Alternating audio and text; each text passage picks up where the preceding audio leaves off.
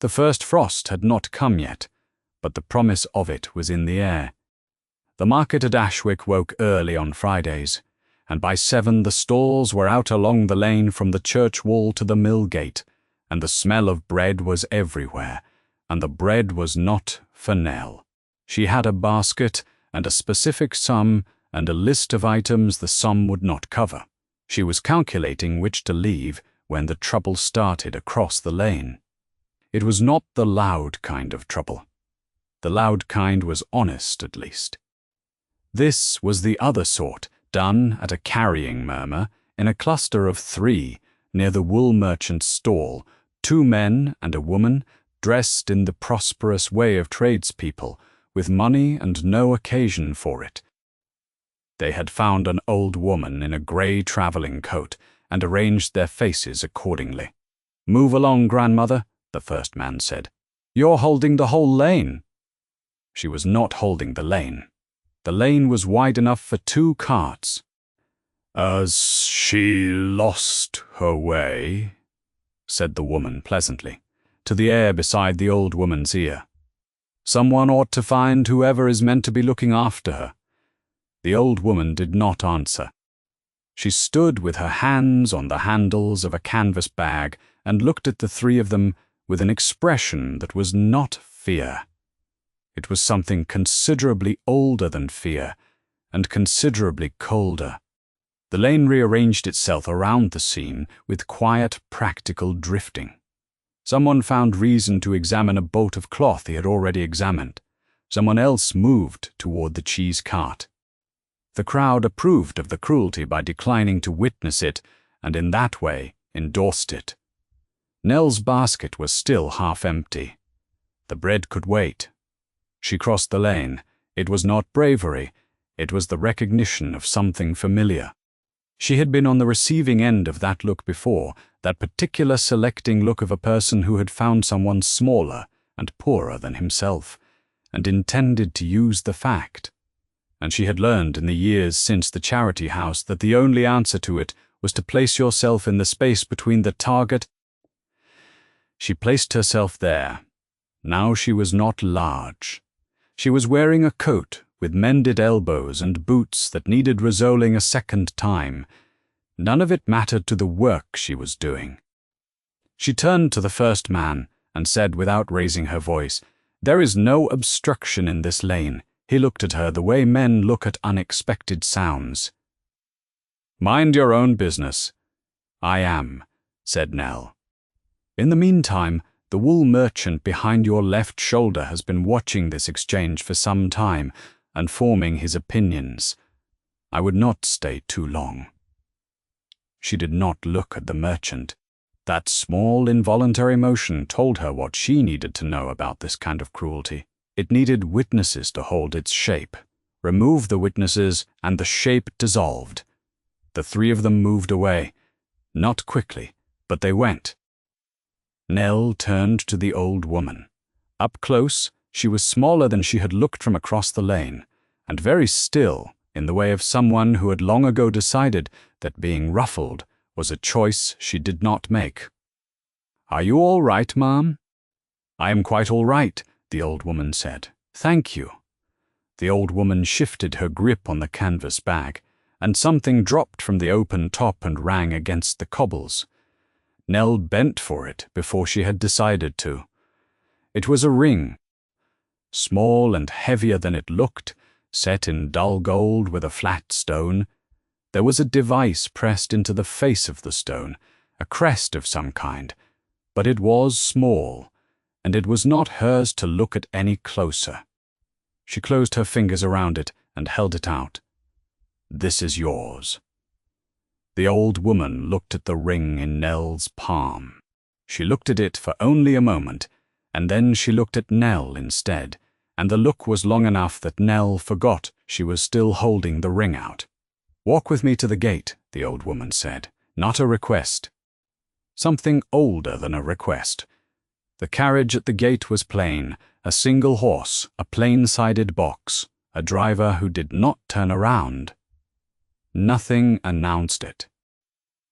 Nell held the old woman's arm across the uneven cobbles, and at the step the old woman went up without help.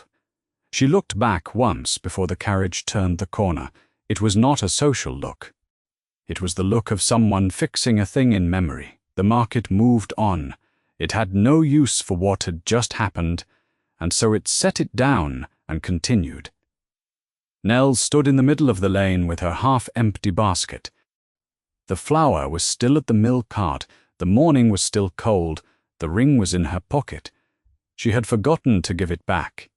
The ring was still in her coat pocket when she woke the next morning. Nell had slept, as she had slept for the past 4 months, in the attic room at the top of a house on Basket Lane. The room had a bed, a chair, a window that faced the cooperage wall, and nothing else. Her rent was 4 shillings a month. She earned enough from copywork for the solicitor 2 streets over, to cover the room and the bread, and a small fixed amount beyond those 2 things, and on that sum she had been managing since her place at the Granger household ended, which was the same week the Grangers had gone bankrupt and dispersed, which left her without a character reference and without anyone to write one. No parish had any claim on her. Her parents had died when she was small, in a city that was not this one, and the charity house in London where she had spent her years from 9 to 15 had taught her to read and to write and to keep accounts and to sew a straight seam and to cook a plain meal. And when that term ended, she had been 22, and alone, and equipped with skills that were useful, and standing that was not the Yorkshire parish was not her parish. The London parish was not her parish. No paper connected her to anywhere. She had her hands and her education and the habit of going on, and she had stopped expecting anything beyond those 3 things. The knock came mid-morning. The woman at her door was dressed in plain clothes that cost more than Nell's best coat. She said that a lady staying at the Crown wished to speak with Miss Ward. If that was her name, it was. The private parlour at the Crown was warm and smelled of good coal. The old woman from the market was sitting beside the fire in a different coat than the day before, not the grey travelling one that made its own introduction without effort. She did not stand when Nell came in. She waited until the door was closed behind her. "What is your name?" she said. "Eleanor Ward. They call me Nell." "Where do you come from, Eleanor Ward?" Nell told her the charity house in London, the apprenticeship in Yorkshire, the Granger household and the bankrupt ending of it, Basket Lane, and the solicitor and the 4 shillings a month. She told it plainly, and without appeal, because the woman across from her was not looking at her the way people looked at her when they expected her to perform her own difficulty. The old woman listened without moving. Then she said, "And the ring." Nell took it from her pocket and held it out across the low table. The old woman took it this time. She turned it once in her fingers, the crest face up, and set it on the arm of her chair. But she did not look at it. She looked at Nell. "I am the Dowager Duchess of Aldmere," she said. Nell went still. "Dare." The words arrived in the correct order, and she understood all of them, and she sat with that understanding, and did not say anything at all, because there was nothing to say that would be adequate to it. "Yes," said the Dowager Duchess of Aldmere, as though this were a reasonable response. "Take a moment." Nell did not take long. There was nothing to be done with the information, except accept it and proceed from it. "I have a position to offer," the Dowager said, "reader and household assistant. My affairs require someone who can manage correspondence and accounts, and I am given to believe you can do both." She did not explain how she was given to believe this. "You would come to Aldmere, to the estate." Nell looked at the window. The lane outside was grey and cold and identical to Basket Lane, the same quality of light, the same requirement that she be somewhere in it by a particular time with a particular purpose. "It is an offer," the dowager said, "not a command." Nell understood the difference. She also understood what she was returning to if she declined. The room above the candlemaker's family, the copywork, the solicitor's desk, the mercer who paid late, and then the same week again, and then the week after, until something shifted or nothing did. "Yes," she said, "I'll come." She was packed before midnight. The bundle took less than 10 minutes to assemble. 2 dresses, a shawl, a change of shoes, and the small book she had owned since the charity house. There was no one to tell she was going.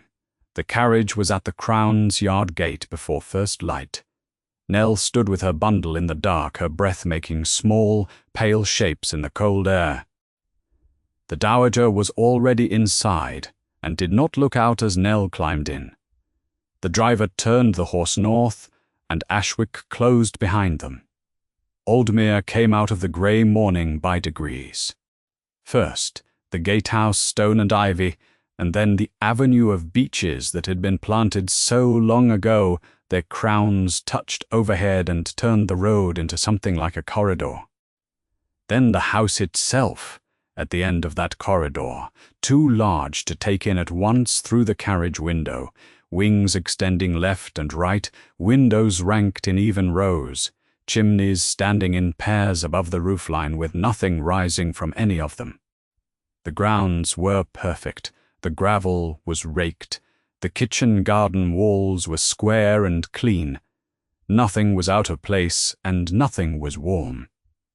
The carriage stopped at the front steps. A woman in a black dress was already at the door, which meant she had seen them from some upper window and arranged herself accordingly. She was perhaps 50, with a face arranged for efficiency rather than welcome. Payne, the dowager said, and moved past her into the house. Mrs. Payne looked at Nell for a moment, and performed, in that moment, the same calculation every person performed when they encountered her in a new situation, too well-spoken for the kitchen, too plainly dressed for the family rooms, arriving in the dowager's carriage but not evidently the dowager's guest in any established sense. "This way, Miss Ward," she said, and led her to a room on the second floor, east wing. The room was adequate. A bed, a writing table, a window looking south over the kitchen garden. Not the family wing, not the servants' attic. The corridor it sat in served as a kind of border between the two territories, and Nell understood that Mrs. Payne had placed her there because it was the only honest answer to a question that had no name in this household. She was unpacking the bundle when she heard someone in the corridor. She had left the door open for the light, which was why she saw him, a man, coming down from the upper stair and turning toward the west wing, wearing a dark coat and moving the way people move through their own houses when a root has long since dropped out of conscious thought. He was tall and lean in the economical way of a man who does not carry anything he does not need, and he had a face that had settled past handsome into something more considered and less approachable, the kind of face that has decided not to offer information freely. When he glanced toward the open door, his eyes stopped on her for exactly the length of time required to register her presence and file it, without expressing any opinion about it, and then he went on. He did not speak. He was past the door before she had finished looking. Nell went back to the bundle. That evening, the dowager came to the writing room where Nell had been organizing the papers she had been handed, and sat with the ease of a woman who owns the furniture. She said she had spoken with her son. She said it briefly, what had occurred in the market, who Nell was, why she was here. She did not report his response in detail. She said only that he had listened, and in her telling this, appeared to be the fact that mattered. The formal meeting was the following morning, in the library, with the dowager seated at the window. He was the Duke of Aldmere, and he thanked her in 2 sentences. The first was for the act in the market. The second was for accompanying the dowager to Aldmere. Both sentences were correct, and neither of them cost him anything visible. Nell said, "You are welcome, your grace." That was the whole of it. The dowager watched them both with the patient attention of someone who has already arrived at a conclusion and is simply waiting for the evidence to catch up. That night, alone in the second-floor room, with a window over the kitchen garden, Nell sat on the edge of the bed and looked at the dark glass. Below the garden wall was a pale line in the dark. She counted the panes in the window. There were 12, 4 across and 3 high. She counted them a second time to be certain. There were still 12. The house was entirely silent. Not peaceful, silent in the way of a place that had practiced it long enough that silence was now the default and any sound would be the interruption. She put her one candle on the writing table and got into bed. The house stayed silent. She stayed awake. After a time, the candle burned down, and then it was dark, too. The dowager organized the arrangement on the second morning in the sitting room that faced east and caught the light before any other room in the house. "You will read the household correspondence to me at 10 o'clock, she said. "The letters that concern the estate business. I prefer to hear things rather than read them at a distance. Through there is a smaller office. Those are my accounts. The dower house in Wiltshire has its own income, its own expenses. The figures come monthly, and I want them organized before I look at them." She named the ledgers. She named where they were kept. She named the steward who would answer questions about what the figures meant. Nell had been doing work of that kind, or near enough, for the better part of 5 years. She said she understood, and she meant it without effort. The dowager set down her cup and looked at the window. "You should understand something about this house," she said. "My son conducts himself correctly in all visible ways. He always has. 2 years ago, a woman came near him, well-born, suited in every legible respect, and apparently attentive to the man himself. What she was attentive to, as it turned out, was the estate and the rank and the income that attached to both. At the time my son inherited, there was debt from his father's time, not concealed, simply not discussed. When the full circumstances became clear to her, she found reasons to withdraw. Quietly and in stages, and for reasons that left no room to misread them. She lifted the cup again. He has not made himself easy to approach since. I tell you this, not as a warning, but because this house does not explain itself, and you will be more useful to it if you understand what it is." Nell filed this away the way she filed useful information, without comment, and without immediate response. "Good," said the dowager, as though she had said something. "Begin with the June ledger. The column for the Wiltshire drainage works does not balance. The June ledger did not balance. Nell found the error in the first hour, a transposed figure in the drainage column that had propagated through 3 subsequent entries. She corrected all 4. The corrected sum was smaller than the recorded sum by 11 shillings and 4pence, which meant the dowager had been overcharged or the steward had copied wrong, and either answer wanted looking into. She was checking the July figures when she heard movement at the door. The woman who stepped in was not Mrs. Payne. She was younger than the dowager and older than Nell, dressed in the quiet, certain way of someone accustomed to arriving at houses where they are immediately welcome. Maya.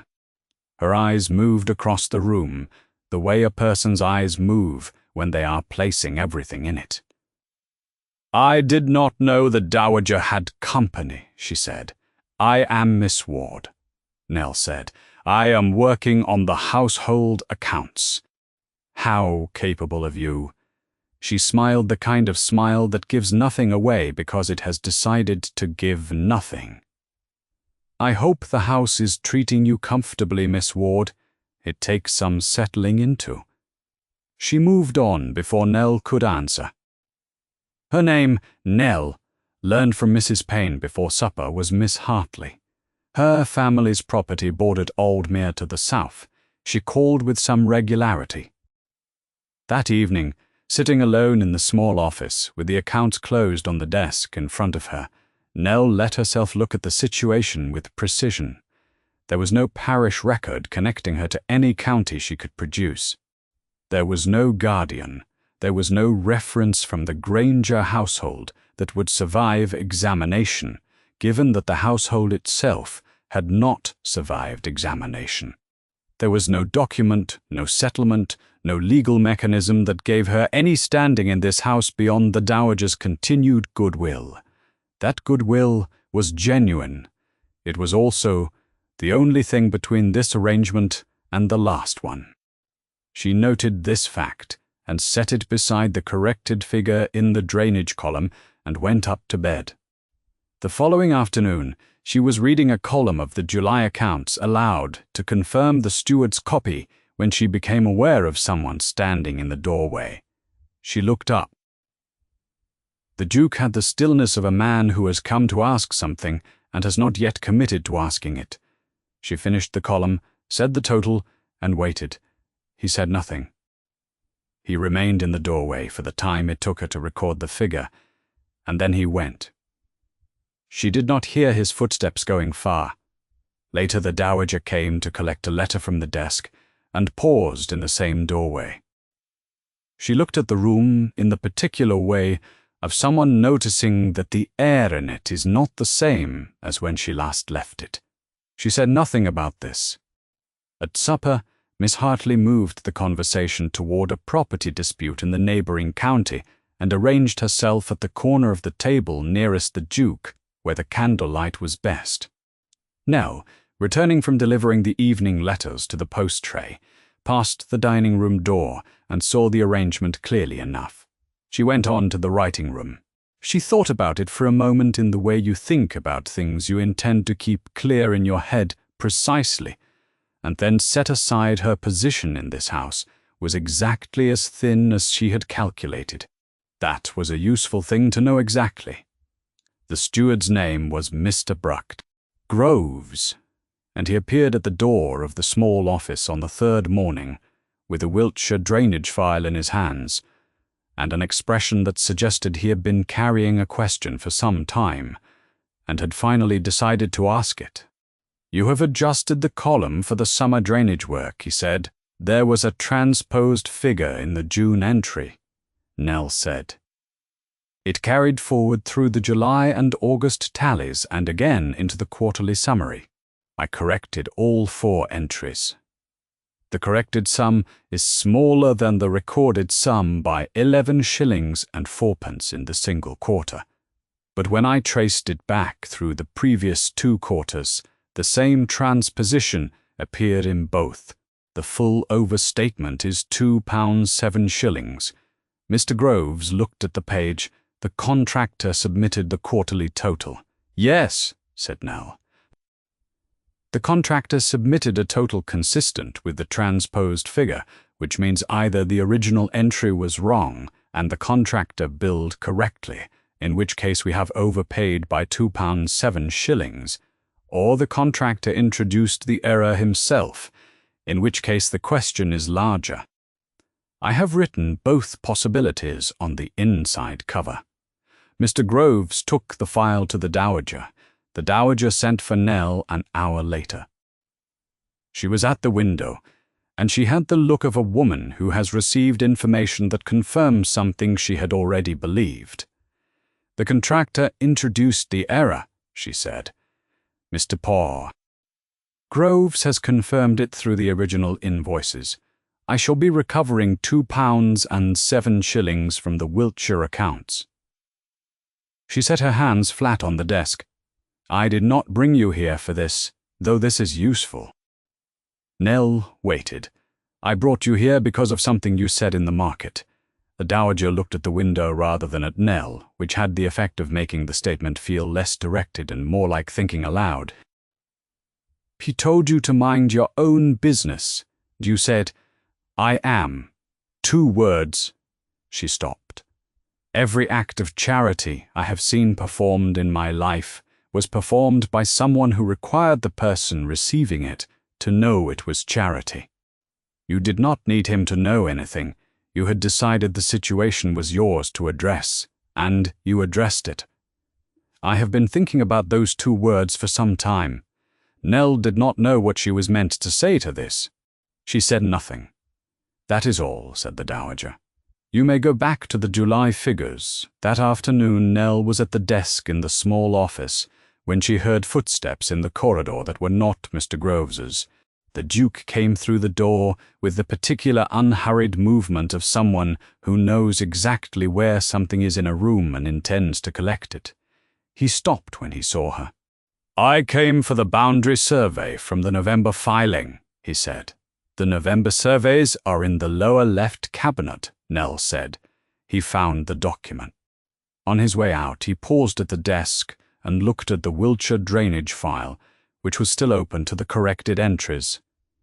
He looked at the correction for a moment, then he looked at Nell. "This was you," he said.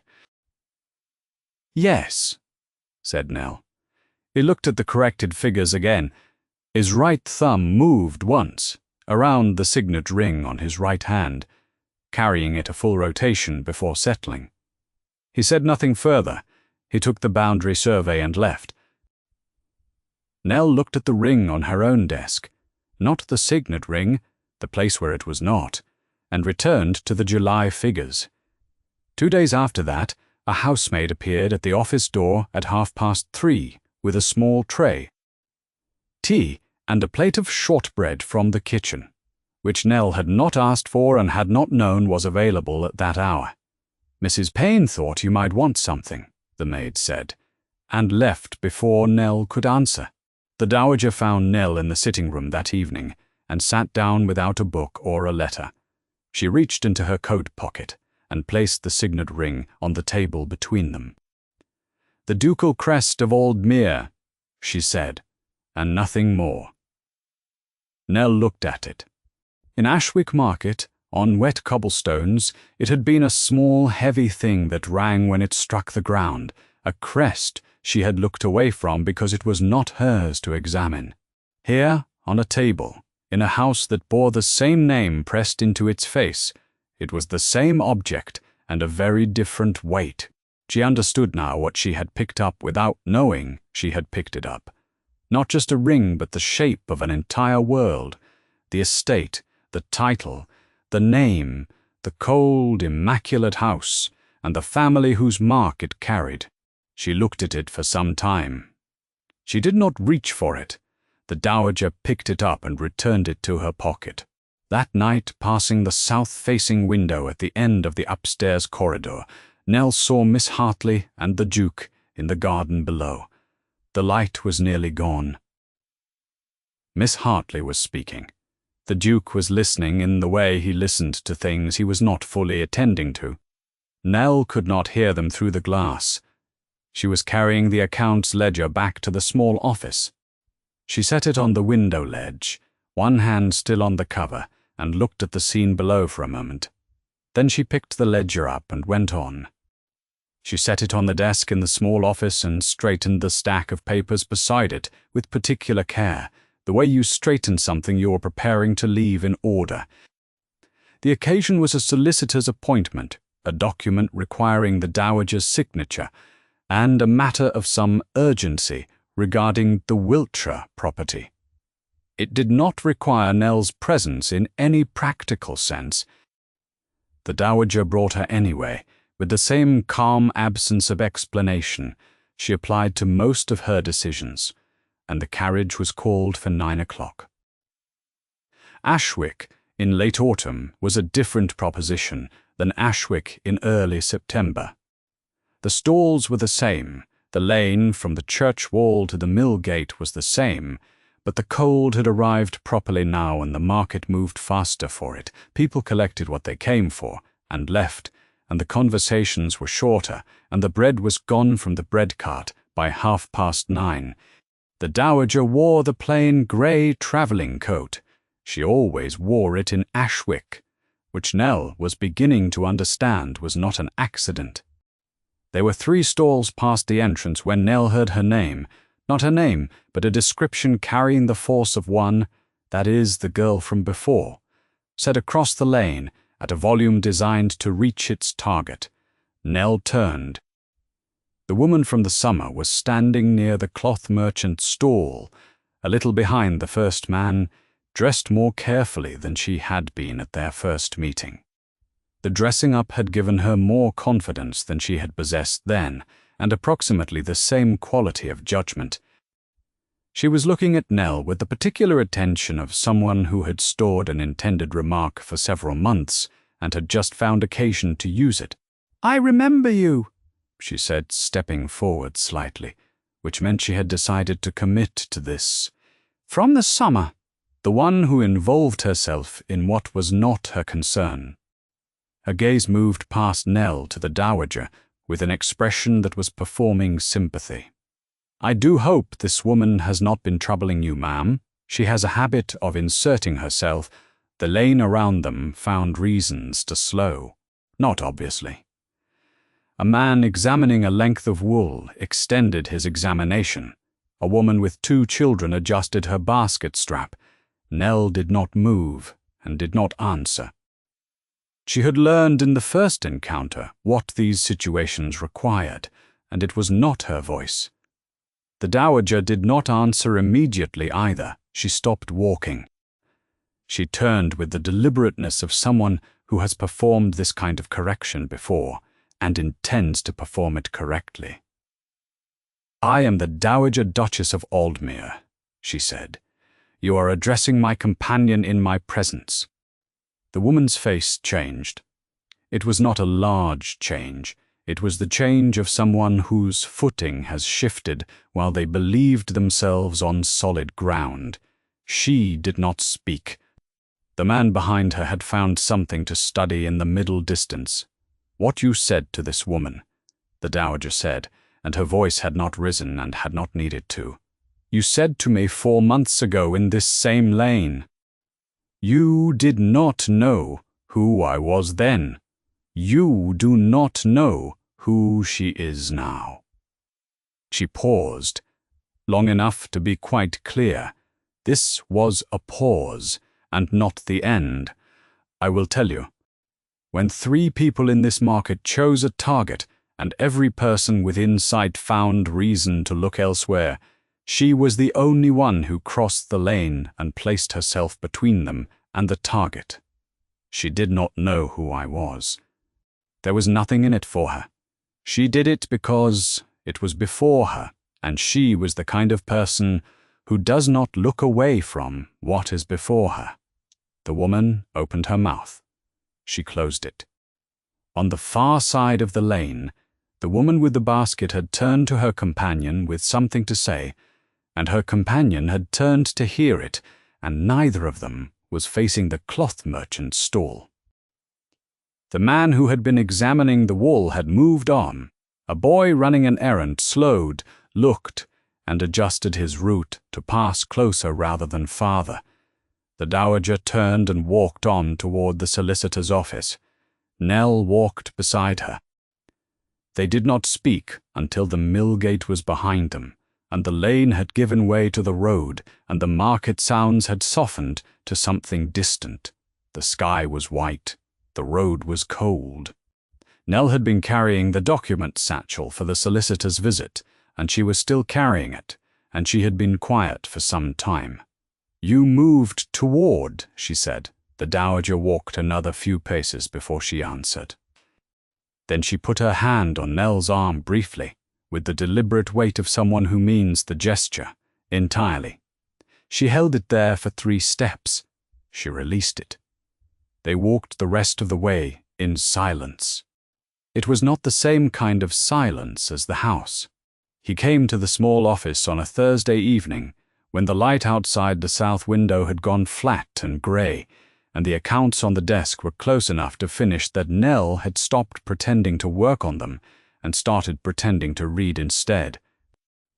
He stopped at the threshold in the way that was becoming familiar, a stillness, a consideration of whether to proceed. "What did you say to them?" he asked. "In the market the first time." Nell considered the question. "The first thing I said was that there was no obstruction in the lane, and after that, I told the first man that the wool merchant behind his left shoulder had been watching the exchange and forming his opinions." She set the book down. "It was not a fact. I had not looked at the merchant, but that kind of cruelty requires an audience that is with it. If you give the person doing it reason to believe the audience has turned, they will take the suggestion rather than risk testing whether it is true." He was quiet for a moment. He had not come farther into the room, but he had not left either, and the room was small enough that his presence at the threshold filled it. "And they went," he said. "They went." He looked at the window. His right thumb moved once around the signet ring. He said, "That was well done," in a tone that gave it weight without inflating it, and then he left. He had stayed longer than he needed to. 3 days later, Nell was working in the small office when she heard 2 sets of footsteps in the corridor. The door was not fully closed. "Are the household arrangements your preference or the dowager's?" Miss Hartley's voice. Light and easy, the way you ask a question you have been thinking about for some time. "My mother's notion," said the Duke. "I have tolerated her preferences on these matters." A pause. "Was there something specific you needed?" The conversation moved on. The footsteps moved away. Nell looked at the ledger in front of her. She finished the line she was partway through because the line wanted finishing. Then she closed the ledger and set it straight on the desk and went upstairs.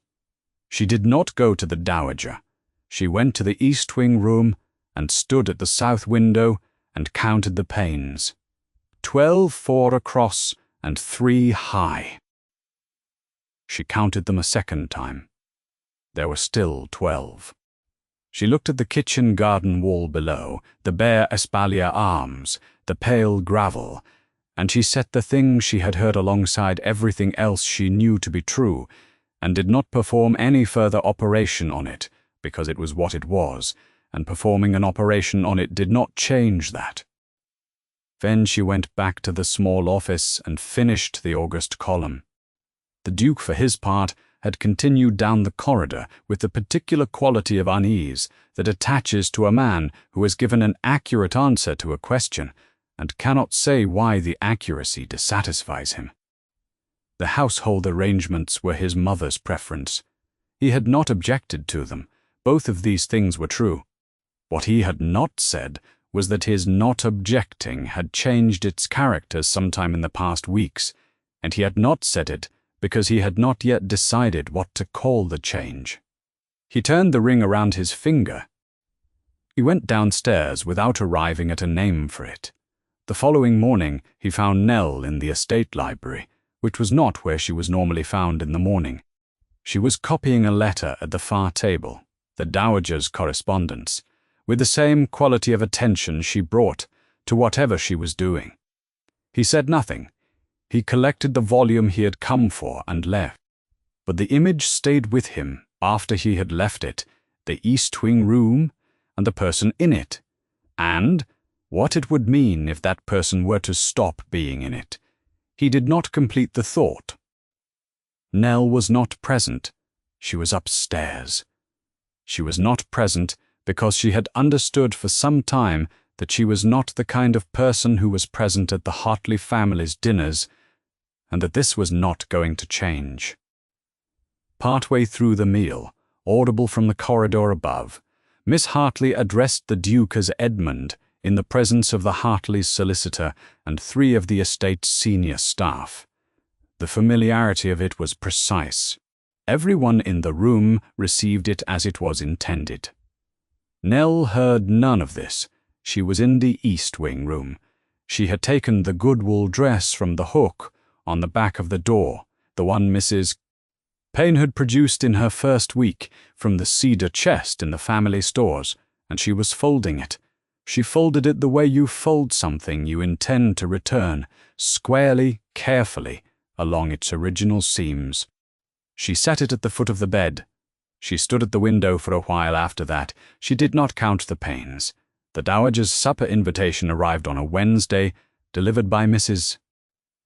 Payne with the expression of a woman conveying that something was unusual, but not unprecedented. Supper, the note said, the small dining room. 7 o'clock. No other names were mentioned. The small dining room had 3 places set when Nell arrived, and the Duke was already there, standing at the sideboard with a glass of something he put down when she came in. The dowager arrived 3 minutes later, with the unhurried air of a woman who is never late, because she does not acknowledge punctuality as other people's concern. The kitchen mishap became apparent with the first course, a soup, Mrs. Payne described as something it was not, with an apology attached to the description.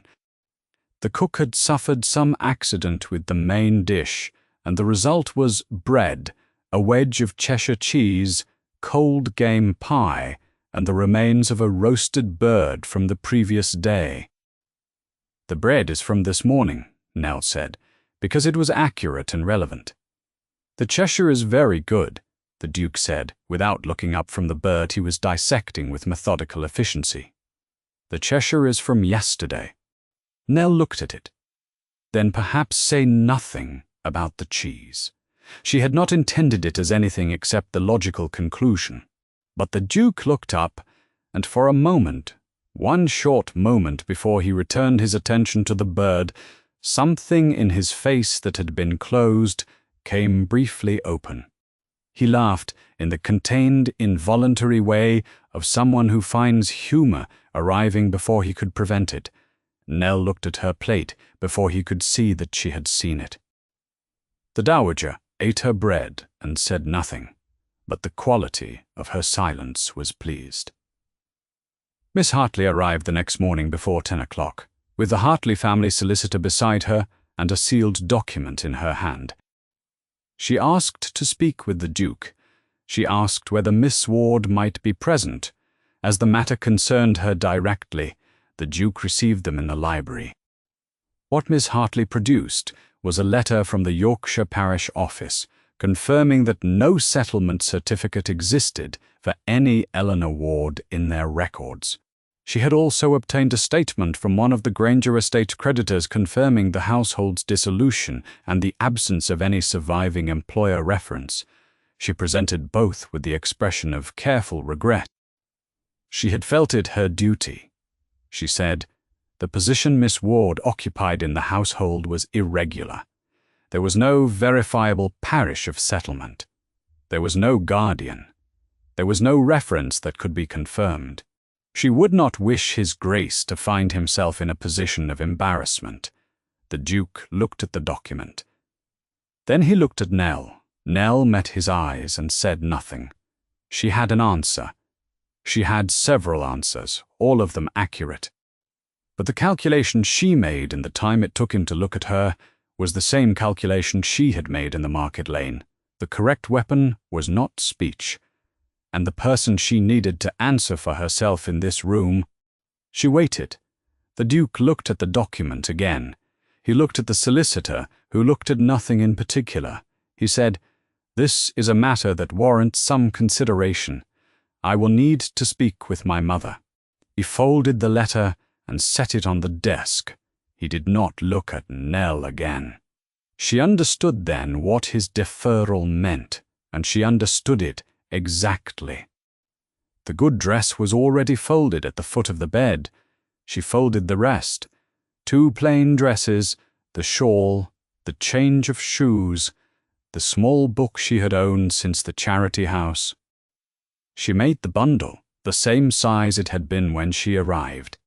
This did not take long. She went to the dowager's sitting room. The dowager was not in it. On her writing desk, the signet ring sat where the dowager had set it that morning, beside the pen and an unfinished letter she had been composing before breakfast. Nell took a sheet of paper and wrote 2 sentences. She did not write what had happened. The The dowager would know what had happened. She wrote, "I am very grateful to you for what you have done. I find I cannot stay." She set the letter on the desk. She set the ring on top of it. She went back to the East Wing room and sat on the edge of the bed and looked at the bundle and the folded dress. She said nothing to herself about any of it.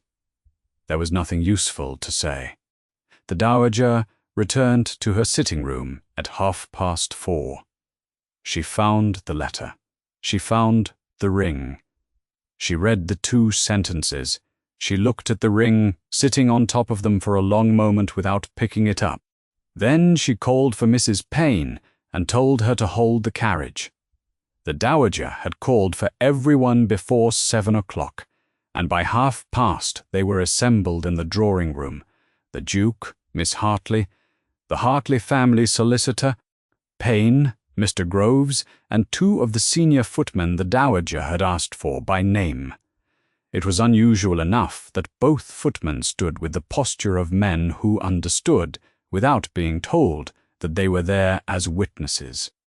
Nell came in last. She had her bundle when Mrs. Payne came for her, and she set it down beside the door when she entered, because there was no other place for it. The morning light through the tall windows was white and flat. The fire had been lit an hour earlier and had not yet given the room its warmth. Outside, the park was grey and still, the trees bare against a sky the colour of old paper. The dowager did not sit. She stood at the centre of the room with the signet ring in her closed hand, and she waited until the door was pulled to and the last person had settled, and then she spoke. "In September," she said, "I was in the market at Ashwick without attendance, in plain travelling dress, as I sometimes choose to travel. 3 people in that market selected me for public cruelty, 2 men and a woman. One of them said, 'Move along, grandmother.' The woman said, 'Has she lost her way? Someone ought to find whoever is meant to be looking after her.' They spoke about me in my presence, as though my presence were not a fact to be reckoned with. She did not address any one person in the room. She looked at the room as a whole. Every person within sight moved away or found reason to attend to something else. One person crossed the lane and placed herself between me and the people doing the selecting. She did this without raising her voice and without making any movement that could be described as aggressive. She simply stood there, and she spoke, and what she said was accurate and quiet, and it was enough. She opened her hand. The ring lay in her palm. This ring fell from my bag in the commotion. This woman picked it up from the cobblestones and held it out to me without examining the crest, because, she said, it was not hers to examine. She did not know my name. She did not know whose ring it was. She helped me to my carriage, and I drove away, and when I left, she had nothing from the encounter and no reason to expect anything further to follow from what she had done. She paused. I kept the ring. I did not give it to her. I gave her a position in this household instead, because I wanted to know whether the woman I had seen in the market was the same woman in a house she is. She turned to Miss Hartley. "You have produced a letter from a Yorkshire parish confirming no record of settlement, and a statement from a creditor confirming no surviving employer reference. Both documents are accurate. They are also a description of what this country does to women who move through it without the assistance of men or money. They are not a description of her character or her fitness. You have presented them as though these were the same matter. I would like it understood that I am aware you have done this." Miss Hartley drew breath to speak. The dowager said, "I know what you meant," in the same voice she had been using throughout. "I have known what you meant since September." She crossed to the mantelpiece and set the ring down and looked at the Duke. He was at the far side of the room. He was looking at Nell, and Nell was looking back at him, not performing composure, not arranging herself into statements, simply standing where she had been standing since she came in, with her hands at her sides and her bundle on the floor by the door. He looked at her, and he looked at the bundle, and he thought about September, and a market lane, and a woman in a mended coat crossing toward his mother, when his mother was in plain dress and nobody in that lane knew whose mother she was, and the ring picked up and held out without the crest being examined, because it was not hers to examine, and the accounts corrected without announcement, and 2 sentences on a piece of paper with no accusation in them, and the bundle by the door, and the fact that she had moved toward when there was nothing to be got, and she was still here, and had still got nothing, and was still standing in the same direction she had been standing in since the beginning. He thought about all of it, and all of it arrived at the same place. He turned to Miss Hartley. "I am grateful for your family's concern," he said. "I am satisfied that Miss Ward's position in this household is entirely proper. No further inquiry into her circumstances is required. I would ask the solicitor to note that finding—" He looked toward the door. "I believe your carriage is ready." Miss Hartley looked at the room once. She picked up her gloves and she left. The solicitor closed his notebook. Mrs. Payne went. Mr. Groves went. The footman went. The dowager went last. She pulled the drawing-room door closed behind her without looking back into the room. The fire had found the room by now. The bundle was by the door. Nell had not moved from where she had been standing. The Duke looked at her. He did not speak yet. He did not begin with an apology. He began with a fact, which was how he began most things of consequence. "My mother described what happened in the market in September," he said. "Every detail of it, the specific words used, and the silence of the crowd, and the specific thing you did and said. I heard it, and I understood it, and I chose not to allow it to mean what it meant. That was not an oversight. That was a decision, and it was wrong." He stopped and looked at the mantelpiece, at the ring, and then at her. "I have watched you work in this house for 8 weeks. I watched you find an error in the Wiltshire accounts that had been running undetected for 3 quarters and correct it without a word to anyone about it. I watched you organize correspondence that had not been properly organized in 2 years. I asked you once what you said to the people in the market, and you told me, without any decoration, what cruelty needs to hold its shape and what removes the shape. He looked at the fire. I watched you stand in this room this morning while someone named every fact of your legal vulnerability in front of my household and a solicitor, and you said nothing. And you waited, and you were right to do both. I did not do what was required of me. I deferred. I sat with the documents in front of me and I deferred, and I have been thinking about that since the moment I made it, and I am not asking you to excuse it, because it is not excusable.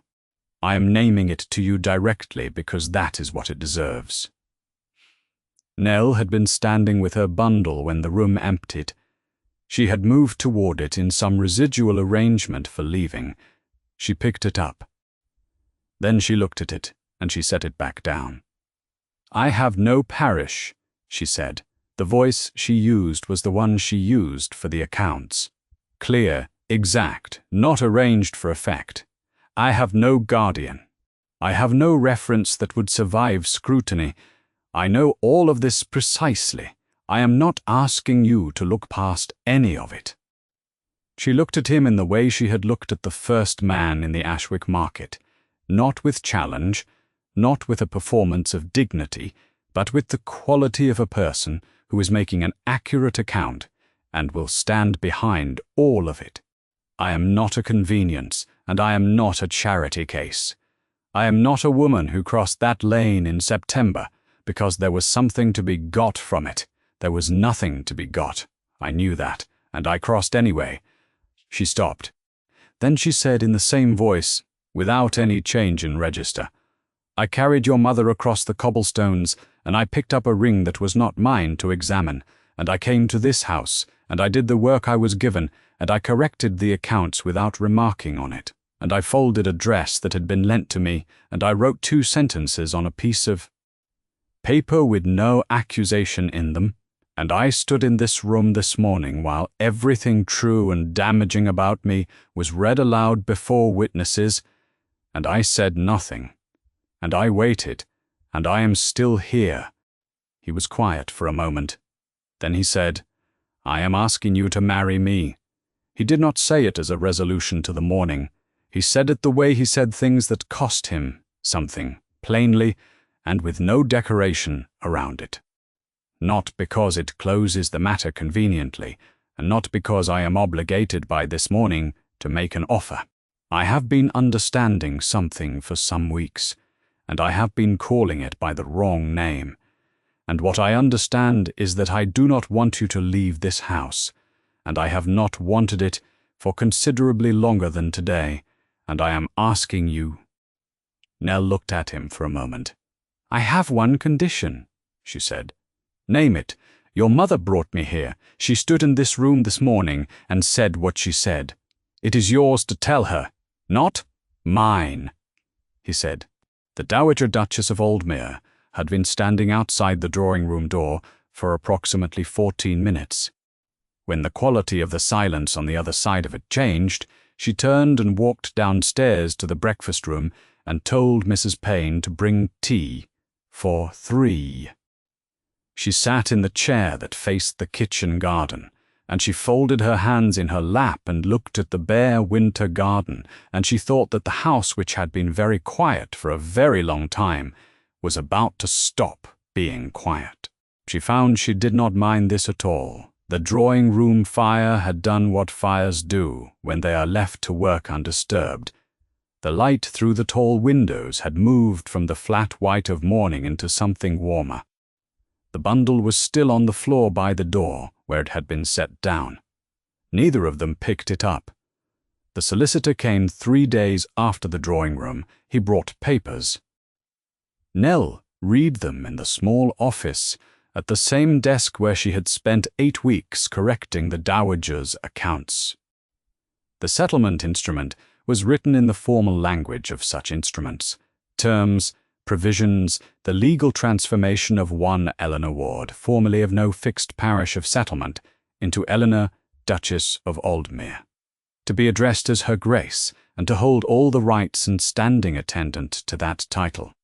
There was a second document, drafted for the parish authority of record, noting the change of status, and noting, for the first time in any official document anywhere, that there was a record. There was a notice prepared for the London Gazette. She read all 3 without looking up. When she had finished, she set them down and looked at the window for a moment. Then she picked them up and read them again, because something that significant wanted the reading done twice. The legal invisibility that had been the shape of her adult life was over. The invisibility had a name now, and the name was hers. Miss Hartley called 2 days after that. The visit was brief. She sat across from Nell in the morning room, with the manner of a woman who had prepared a speech and decided, on arrival, not to deliver it. She said, "I was not kind to you." She stopped there. She looked at the floor between them, and then at Nell. "I am sorry for it." She did not say anything further, and she did not stay long. Nell watched her carriage leave from the morning-room window, and thought that it was a smaller gesture than it might have been, and also a larger one than she had expected, and that this was probably the most accurate thing that could be said about it. The house changed in the weeks after that, not in any single large way. In the small, specific ways that houses change when the decision has been made. A fire lit in the blue sitting room at the end of the east wing that had been kept cold and empty since before Nell arrived. A door on the second floor that had always been closed, left open on weekday mornings, voices in the corridor, at hours when the corridor had previously held only the sound of footsteps. Mrs. Core, Payne adjusted the manner in which she addressed the letters on Nell's desk, and she made this change without being asked and without remarking on it. And the unremarkable quality of it was, Nell thought, the most specific evidence of anything. The Dowager announced on a Tuesday that she was returning to the Dower House in Wiltshire. She had been away from it for 4 months. Her own affairs required her, and she had always meant to go back. Nell walked with her to the carriage. The Dowager stopped at the step and looked at her. "I did not have daughters," she said. "I have known for some time that I was going to have one. I did not know her name until September." She held Nell's gaze in the way she had always held it, steadily, without any performance of feeling, as though looking at a thing carefully were itself enough. "I knew you would do the moment you crossed that lane." She went up the carriage step without assistance, and did not look back. The carriage turned south. Nell stood in the yard until it had gone from sight, and then she went inside. That evening she was in the East Wing room, at the same hour she had always been in it. The south window was still the south window. The kitchen garden below was bare and grey, as it had been in the first weeks, though the light over it was different now, the winter afternoon slanting lower than it had in November. She stood at the glass and looked at the garden, and was not doing anything in particular. After a while she understood that she had not counted the panes. She had been standing there for some time looking at the window, and the thought of counting had not arrived. She was aware of this, and then she was aware that it was worth noting, and then she left it there without further examination, because it required none. The Duke found her at the window. He said, "The south rooms get more light in December." She said, "I had not noticed that." He stood beside her, and they looked at the kitchen garden together. Outside, the park was still. But the stillness had a different quality than the stillness of September, and behind them the house was not silent. There was a fire in the corridor. The smell of it had come under the door, and the room was warm. They were married quietly in the spring, when the beeches in the avenue were in full first leaf, and the rooks had returned to the south chimneys. 2 years after that, the house at Aldmere was a different proposition.